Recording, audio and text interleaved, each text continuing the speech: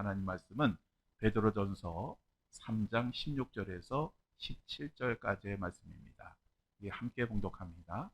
선한 양심을 가지라. 이는 그리스도 안에 있는 너희의 선행을 욕하는 자들로 그 비방하는 일에 부끄러움을 당하게 하려 함이라.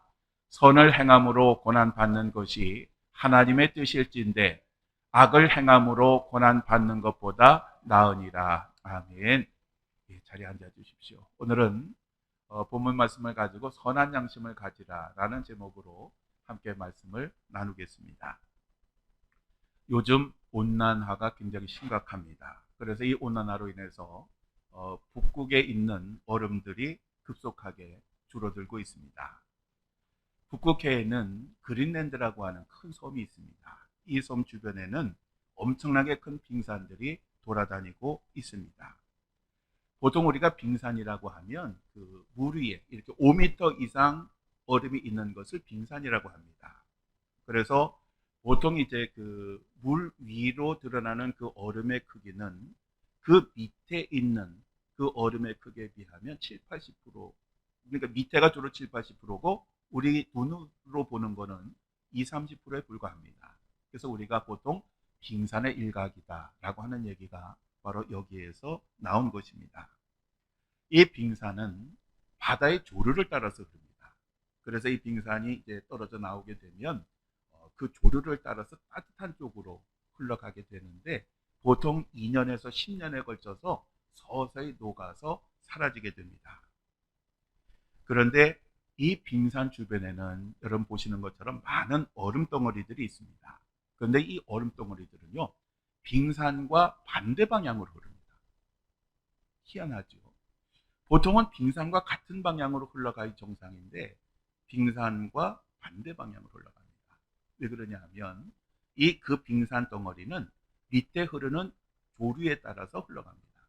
그런데 위에 있는 작은 얼음 덩어리들은 주로 물 표면의 바람 또 아니면 물결에 따라서 움직이기 때문에 빙산과 다른 방향으로 흐르게 됩니다. 우리 하나님이 인간을 창조하실 때 우리에게는 기본적으로 양심이라는 것을 주셨습니다. 그런데 요즘 세상 사람들을 보면 이 빙산과 같이 하나님께서 주신 그 기본적인 양심이 아니라 반대 방향으로 살아가는 모습들을 참 많이 보게 됩니다. 양심이라고 하는 단어의 사전적 정의는 사물의 가치를 변별하고 자기의 행위에 대하여 옳고 그름과 선과 악의 판단을 내리는 도덕적 의식이라고 하는 것입니다. 그래서 이 양심에는 도덕적 기능과 사법적 기능이 있습니다. 그래서 우리가 이 양심에 따라서 우리가 그 하는 일들에 대해서 판단을 하게 되는데 우리가 잘못한 일을 하게 되면 양심에 찔려서 그것을 회개하고 돌이키는 그러한 그 기능이 있습니다. 그래서 이 양심에는 책임이라고 하는 것이 늘 따르게 됩니다. 그런데 문제는 이러한 양심이 점점 마비되어 가고 있다는 것입니다. 이제 인류는 양심을 따라 사는 것이 아니라 자기의 욕망을 따라서 자기의 바람을 따라서 살아가고 있습니다. 이제는 양심의 가책을 무시하든지 아니면 아예 양심의 가책을 느끼지 못하는 그런 시대가 되었습니다. 그래서 이 시대가 굉장히 비극적인 것입니다. 얼마 전에 서울과 용인 등지에 무인 점포를 돌아가면서 키오스크를 망치하고 가위로 뜯어서 21차례에 걸쳐서 870만 원 훔쳤던 10대 8명이 체포가 되었습니다. 이 10대 8명은 원래 친구가 아니라 SNS를 통해서 만난 친구들인데 겨우 중학교 2학년생들입니다. 그러니까 14살 그 정도 아이들이 그냥 닥치는 대로 그런 무인 점포를 털었습니다. 제주도에서도요, 10대 중학생 4명이 무인 점포 7곳을 가위로 키오스크를 열어가지고 헌금을 털었고요. 헌금이 없으면 그 가게 물건을 싹쓸이했습니다. 이 4명 중에 2명은 경찰의 조사를 받는 중에 오토바이를 훔쳐가지고 또 문제가 되기도 했습니다. 경찰청 통계를 보니까 최근 5년간 무려 65,987명의 촉법 소년들이 범죄를 저질렀음에도 불구하고 형사처벌을 피했다고 합니다. 근데 이 어린아이들의 그 범죄가 굉장히 다양합니다. 절도, 폭력, 방화, 마약, 강도, 살인. 이들 중 대부분은 체포가 되면 자기는 초법소년이라고 아주 큰 소리를 칩니다. 그리고 자기는 곧 풀려날 거라고 자기를 체포한 경찰을 조롱을 하기도 합니다. 또 풀려나면 자숙하는 것이 아니라 바로 또다시 범죄를 저지릅니다. 그들은 자기가 지은 죄를 자랑 삼아 친구들에게 이야기를 하기도 합니다. 하여간 후회하거나 반성하는 아이들이 별로 없는 세상이 지금 우리가 살아가는 세상입니다. 그럼 어른들은 그럼 좀 나으냐? 어른들도 마찬가지입니다. 요즘 어른들도 범죄를 하고도 들키거나 잡힌 것에 대해서 아쉬워할 뿐이지 자기가 한 죄에 대해서 후회하는 사람들은 별로 없습니다. 예전에는 범죄는 대부분 술과 연관이 있었습니다. 그래서 범죄자의 7, 80%가 술을 먹고 죄를 지었습니다. 왜냐하면 맨정신으로는 하기가 어렵기 때문에 그렇습니다. 그런데 요즘은 전혀 그렇지 않습니다. 술 없어도 얼마든지 끔찍하고 잔인한 범죄를 하고 있습니다. 인류 최초의 인간이었던 아담과 하와는 하나님의 기대를 저버리고 하나님께서 딱 하나 금지하신 그 선악과를 따먹는 죄를 저질렀습니다. 그런데 그날 밤에 하나님께서 그들을 찾아오셨습니다. 그때 그들이 어떻게 했습니까? 그들은 에덴 동산 나무 사이에 숨었습니다. 왜냐하면 누가 가르쳐 준 것이 아니라 하나님께서 그들에게 주신 그 양심이 그들을 찔렀기 때문에 그렇습니다. 다윗이 사울 왕과 군대 추격을 피해서 도망을 다니던 시절에 엔게디 광야에 굴에 숨어 있었습니다. 근데 마침 그 다윗을 죽이려고 쫓아왔던 사울 왕이 큰일을 보고 싶어서 그 동굴 안으로 들어왔습니다. 이 사울은 비무장이었고 아무도 주변에 없었습니다. 그리고 쭈그리고 앉아있는 상태였습니다. 그러니 이 사울 왕의 목을 치는 것은 아주 쉬운 그러한 것이었습니다. 그래서 이 다윗이 몰래 뒤로 돌아가서 사울 왕의 고도차락을 베었습니다. 그런데 바로 그때에 사무엘상 24장 5절에 이렇게 말씀합니다. 그리한 후에 사울의 옷자락을 뱀으로 말미암아 다윗의 마음이 찔려. 이 찔려라고 하는 히브리 단어는 치다, 두드리다 라고 하는 그런 의미입니다. 즉 하나님께서 그 순간에 다윗의 마음을 두드리셨다라는 것입니다. 즉 양심의 소리를 들었다는 것입니다. 그래서 다윗은 그 사울 왕을 죽일 수 있는 절의 기회를 스스로 포기하고 맙니다. 요즘은 양심이란 단어를 별로 쓰지 않습니다. 저희 어렸을 때만 해도 야, 너 양심 있냐? 좀 양심을 가져라는 말을 쉽게 들었습니다. 그러나 요즘은 아마 여러분도 야, 양심껏 살아라 이런 얘기 거의 못 들을 겁니다. 왜냐하면 이제는 이 양심의 기준도 달라졌고 양심도 마비가 되었기 때문입니다. 우리 오늘 본문 말씀 우리 다시 한번 함께 읽어보겠습니다. 선한 양심을 가지라. 이는 그리스도 안에 있는 너희의 선행을 욕하는 자들로 그 비방하는 일에 부끄러움을 당하게 하려 함이라. 선을 행함으로 고난받는 것이 하나님의 뜻일진데 악을 행함으로 고난받는 것보다 나으니라. 아멘. 사도 베드로는 성도들에게 선한 양심을 가지라 라고 이렇게 권면을 하였습니다. 자, 그렇다면 양심에는 선한 양심이 있고 악한 양심이 정말 있을까요? 만약에 그렇지 않다면 선한 양심과 악한 양심의 차이가 무엇일까요? 우리들이 가지는 양심에는 하나님께서 부여하신 기본 양심 외에 인간의 문화와 학습에 의해서 가지는 양심이 있습니다. 즉 양심에는 절대적인 양심이 있고 상대적인 양심이 있습니다. 이 절대적인 양심은 하나님께서 우리들에게 주신 양심, 기본적인 것이고 상대적인 양심은 우리가 살아가는 그 문화 속에서 교육받으면서 가지는 것입니다. 예를 들면 우리들은 사람의 그 시신을 먹지 않습니다. 사람의 시신을 먹는 것은 끔찍한 죄로 여기고 그리고 양심상 도저히 먹지 못합니다. 그런데 식인 문화가 있는 곳에서 사람의 시신을 먹는 것은 꺼리낌이 없습니다. 왜냐하면 그렇게 배워왔고 그렇게 살아가기 때문에 그렇습니다. 그렇기 때문에 인간의 양심에는 한계라는 것이 있습니다. 그런데 구약 성경에 보면 희한하게도 양심이라는 단어가 없습니다. 희한하죠. 하나님께서 우리에게 양심을 주셨는데 구약 시대는 양심이라는 게 없었습니다. 왜 그러느냐? 이것은 인간 본성에 대한 인간의 인식이 달랐기 때문에 그렇습니다. 구약 시대에는 이스라엘 백성들은 자신에 대한 태도보다는 하나님에 대한 인간의 태도가 어떤 것이냐, 이것을 중요하게 여겼습니다. 즉 그들은 하나님의 말씀, 바로 이것이 양심의 기준이었습니다.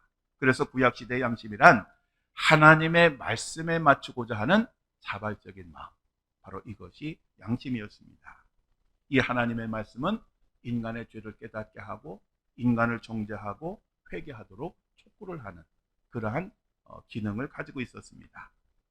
바로 이 하나님의 말씀이 인간으로 하여금 죄로부터 자유하게 만드신 것입니다. 바로 이러한 그 의미가 신약 시대에도 이어지게 됩니다. 사도 바울은 일반적인 인간이 말하는 양심은 완벽하지 않음을 지적을 하였습니다. 어떤 사람은 양심이 죽었거나 아니면 양심에 대한 교육이 충분히 이루어지지 않음으로써 양심에 거침이 없는 그러한 행동을 한다는 것입니다. 그 예가 뭐냐 하면 당시 고린도 교회의 제일 큰 문제 중에 하나가 뭐냐 하면 우상에게 바쳐진 고기를 먹어야 되느냐 말아야 되느냐, 이것이 죄냐 아니냐를 가지고 굉장히 혼란스러웠습니다. 왜냐하면 당시 그 고린도 지역에는 우상에게 바쳐지는 그 고기가 어마어마했습니다. 그리고 그 바쳐진 그 고기가 시중에 나돌아서 사람들이 그걸 사 먹었습니다. 그러니까 어떤 사람들은 그 자기가 사는 고기가 우상에게 바쳐졌던 고기라고 하는 것을 알고 먹는 사람도 있고 전혀 그것을 모르고 먹는 사람들도 있었습니다. 그래서 사도 바울은 이것 때문에 서로 싸우고 욕하는 그런 사람들에게 만약에 고기를 먹을 때 양심에 걸린다면 먹지 않는 것이 좋겠다라고 그렇게 권면을 했고요. 또 자기 자신이 먹는데 양심에는 전혀 꺼리낌이 없지만 만약에 내가 그 고기를 먹는 것을 다른 사람이 보고 시험에 든다면 아예 먹지 않는 것이 좋겠다, 이렇게 신앙적 권면을 했던 것입니다. 즉 사도 바울의 이 말은 행동의 옳고 그름을 결정하는 데에는 인간의 양심뿐만 아니라 다른 요소들도 있다고 하는 것을 이야기하는 것입니다.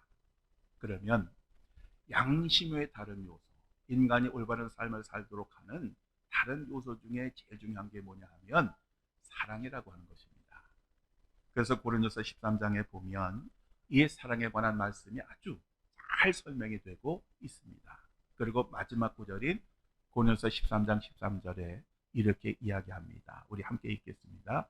그런즉 믿음, 소망, 사랑, 이 세 가지는 항상 있을 것인데 그 중에 제일은 사랑이라. 아멘. 오늘 우리가 읽은 본문 말씀에 보면 선한 양심을 선행으로 연결을 하고 있습니다. 선행이란 뭡니까? 선한 행실이라고 하는 것입니다. 이 선한 행실이 그럼 뭐냐? 바로 그것은 사랑을 행하는 것, 바로 이것이 선한 행실인 것입니다. 즉 우리가 선한 양심을 갖는다는 것은 사랑을 실천하는 것을 의미하는 것입니다. 우리가 어떤 상황 가운데서도 사랑을 실천하면 우리가 그 실천하는 사랑으로 인해서 우리를 비방하는 사람들을 부끄럽게 만들 것이다 라고 오늘 본문은 말씀을 하고 있습니다.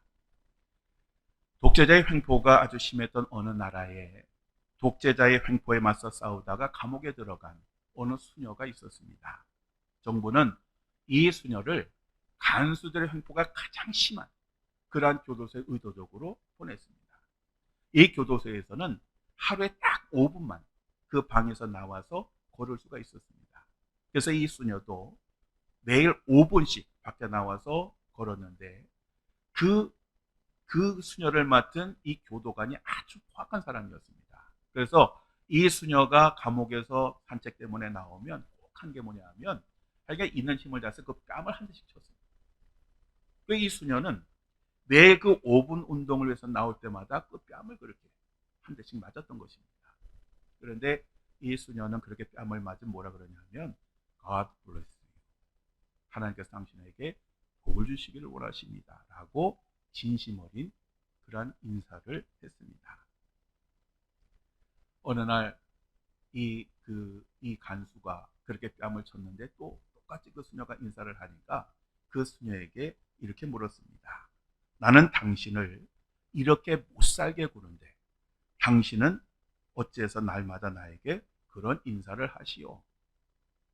그랬더니 그 수녀가 이렇게 대답했습니다. 우리 주님께서 뺨을 맞으셨을 때 느끼셨음직한 그 감정을 저도 이제야 느낄 수 있기 때문입니다. 이 수녀는 예수님의 겟세마네 동산에서 체포되신 후에 대제사장 집에서 불의의 재판을 받으실 때에 어떤 사람이 예수님의 뺨을 쳤던 것, 그것을 기억을 했고, 또 예수님께서 십자가에 달리시기 전에 로마 군인에게 맞으셨던 그 뺨을 맞으셨던 것을 기억을 했던 것입니다. 어느 날 이 수녀가 어느 날과 같이 뺨을 맞고 운동을 하고 감옥으로 돌아가는데 뒤에서 그 간수가 하는 이야기를 들었습니다. 그 간수가 울먹이면서 다른 간수에게 이렇게 말을 합니다. 자기를 학대하는 사람에게 마저 축복의 말을 건네줄 수 있는 사람은 나는 아직까지 보지 못했어. 우리 예수님은 사람들에게 배신을 당하시고 그 폭력과 그 고통을 당하신 후에 십자가에 달리셨습니다. 인류 역사상 유일하게 죄가 없는 한 인간이 자신을 조롱하고 박해하고 십자가에 못 박아 죽이는 그 사람들 뿐만 아니라 인류를 위해서 그 십자가에 달리셨습니다. 그 예수님이 십자가를 거두시기 전에 했던 7말씀 가운데 한 가지 말씀이 바로 이것입니다. 우리 함께 읽겠습니다. 아버지, 저들을 사하여 주옵소서. 자기들이 하는 것을 알지 못함이니이다. 예수님은 죽으시는 그 순간에 바로 이러한 사랑으로 일관을 하셨던 것입니다. 당시 이 모든 사형 집행은 로마 군대 백부장이 집행을 했습니다. 그 로마 군대 백부장이 모든 이 처형 과정을 지켜보고 나서 예수님께서 숨을 거두셨을 때 이렇게 말했습니다. 하나님께 영광을 돌려 이르되 이 사람은 정령 의인이었다. 이방인의 눈에 무기력하게 십자가에 달려 죽는 그 예수님이 진정 의인이었다라고 그렇게 고백을 했던 것입니다.